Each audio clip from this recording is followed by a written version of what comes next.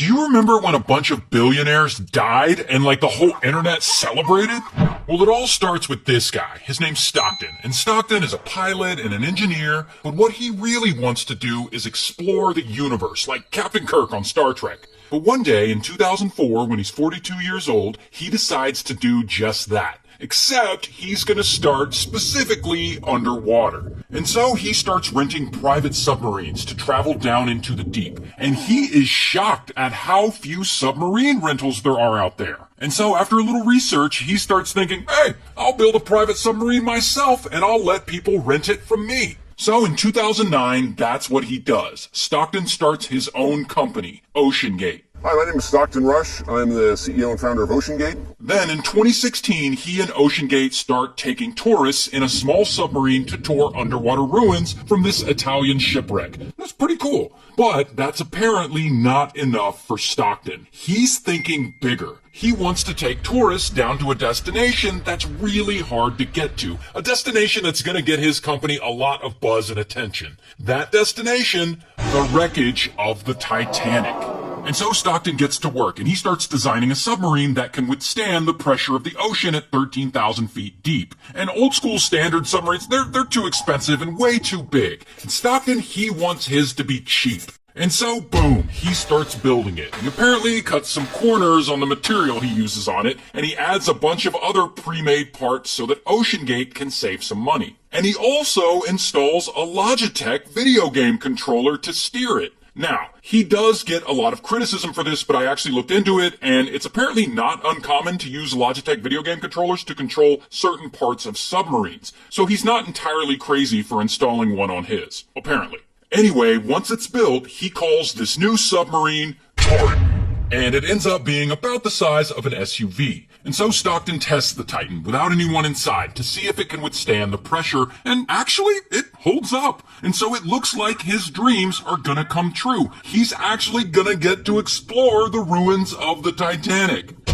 Until not everyone is on board with Stockton's Titanic submarine plans. Particularly this guy, David. And David is an employee at Oceangate. And so David looks at the Titan and he immediately sees some things that could ultimately turn into a leak. And so David lets it be known, and he brings all these serious safety concerns up in a meeting with all the bosses at Oceangate. He's like, this sub, it isn't strong enough. And he insists that they get it inspected and certified by the American Bureau of Shipping to verify that it's safe and up to standard. But I guess Stockton is like, nah, that won't be necessary, because he feels that most accidents are caused by mistakes made by the operator, not by the equipment. And so getting extra inspections won't really matter. And then, boom, they immediately fire David and they give him 10 minutes to clear out his desk, and then they escort him out of the building. I guess they really did not like being questioned. Regardless, now that no one is poking holes in this business plan, Stockton can move forward with testing the Titan with an actual human inside. And of course, he insists on taking it down first, by himself.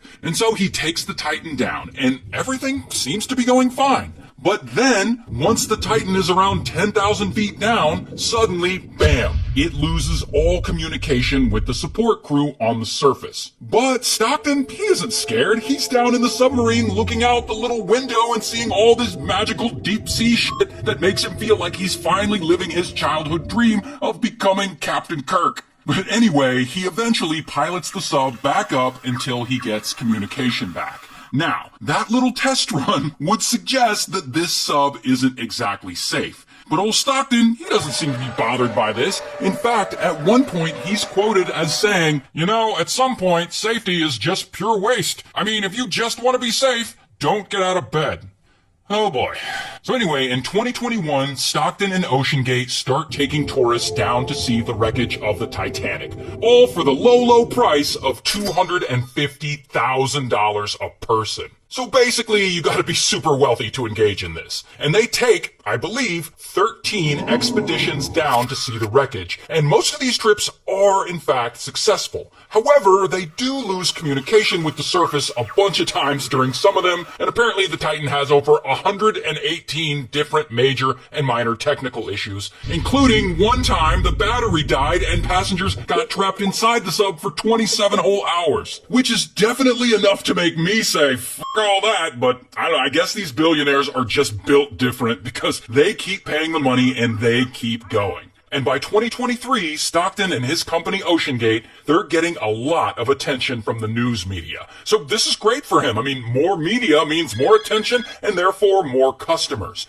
And so that summer, Titan heads out for its next expedition. Another trip to see the Titanic. And 5 people are supposed to go on this trip. Stockton and 4 others. And they aren't all billionaires. Only 2 of them are actually billionaires. One of them is actually one of the billionaire's 19-year-old son, and one of the guys is a Titanic expert. And so all 5 of these people get in the sub, and it takes off, and it starts to submerge. And everything's going fine. And over an hour goes by, and so far, so good, everything's going as planned. In fact, the sub sends a message to the support crew on the surface saying, all good here. And so I assume they're all chilling in this tiny little sub, looking out the windows or whatever, checking out the fish. And then, suddenly, out of nowhere, boom, they lose power. And the Titan slowly tilts, and it starts to nosedive toward the ocean floor. And all the passengers are now sitting in the pitch dark like, what the fuck is going on? And this goes on for about 60 seconds. And now they're panicking. Like, why did they lose power? Is this the end for them? And then, boom,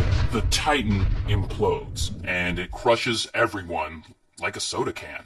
I guess it wasn't constructed right, and it was under too much underwater pressure. And all 5 people on board die instantly. And it's not dramatic, it's not long and drawn out suffering, it's instant death within milliseconds. So they felt nothing.